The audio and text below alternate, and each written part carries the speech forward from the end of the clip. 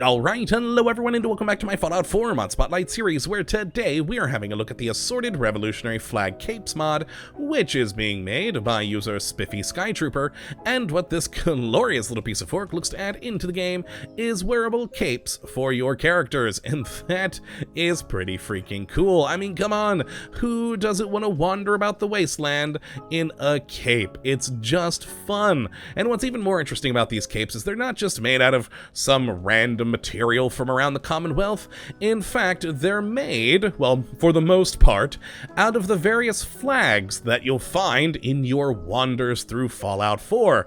For instance, you may remember at the Revolutionary War Museum, pretty early on in the game, you find old American flags from the Revolution. Well, look at that. It's now a freaking cape on my character, and it makes me very, very happy. It's just fun.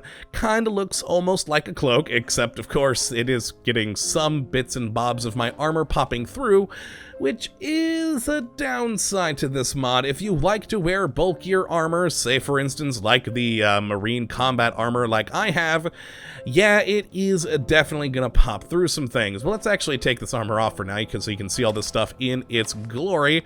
Take off all these bits. Lovely. I did just want to show you the clipping issue though. So basically, if it is any big, thicker, bulkier armor, you are going to have that issue. But otherwise, in any suit like the Vault suits or the usual outfits in the game, you will have this lovely cape with a brooch holding it all together. If I can zoom in on that bit, and as you can see, that brooch might be familiar to you if you remember the Brotherhood of Steel, as well. If we actually go back into my Pip-Boy, we actually do have access to Maxson's cape as a wearable item now, thanks to this particular mod.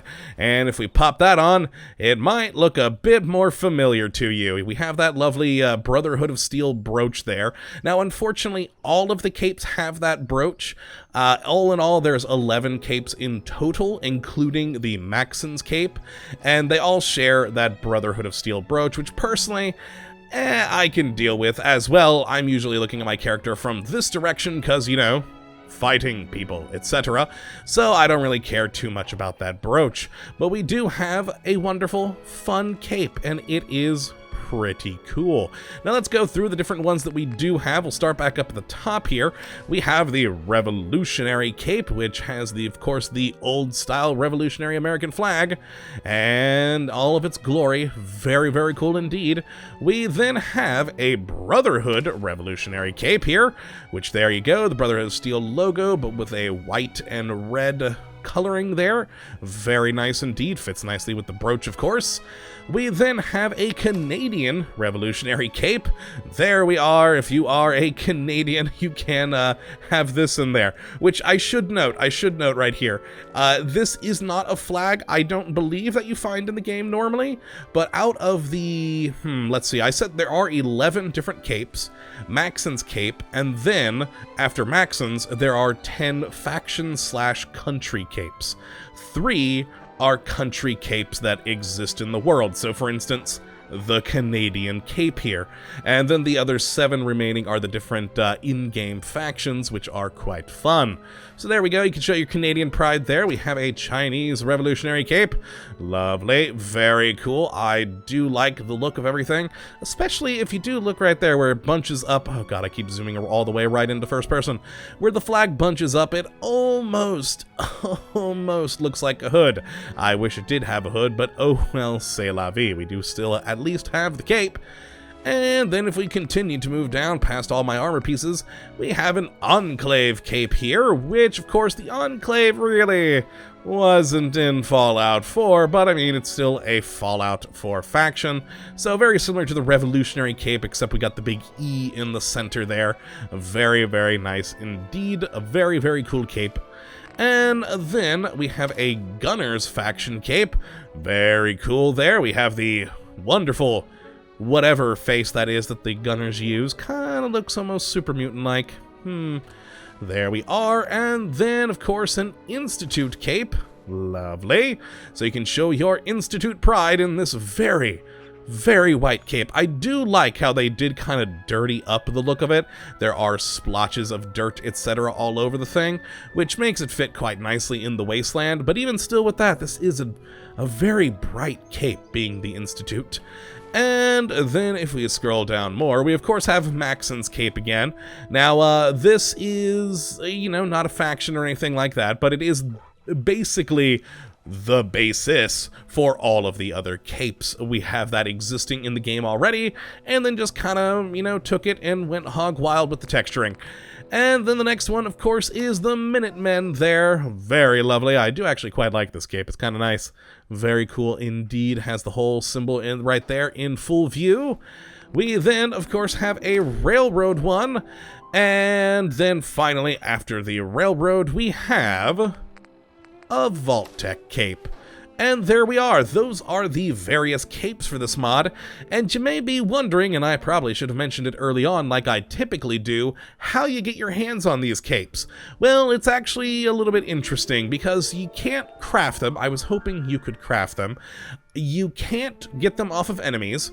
You can very, very rarely find it as loot in containers, but for the most part, you're gonna find it in shops. But if you want to find a very specific certain cape, it may take you a while because it's not in every shop that you'll find these capes, and sometimes they'll only have one in the shop as a whole. So it may take you a little while to find the cape that you like, unless of course you do like I did and cheated in with console commands. I mean, it's pretty simple and effective and quite fun. And so yes, that is how you will get it. You'll have to dig your way through all the various shops around the world until you find the specific one that you desire. Now, you may notice that I do have the armor workbench over there, and before we look at that, you may have noticed as we were going through these, that each of these capes actually does have a damage resistance. It's only a mere 5, but still, that's 5 extra damage resistance, which is a nice thing to have. I mean, any damage resistance is good damage resistance. And of course, as you did see earlier when I was wearing all of my armor pieces, it doesn't take up one of the existing armor slots, so it's extra armor on top of all of your other armor, which is even more of a good thing.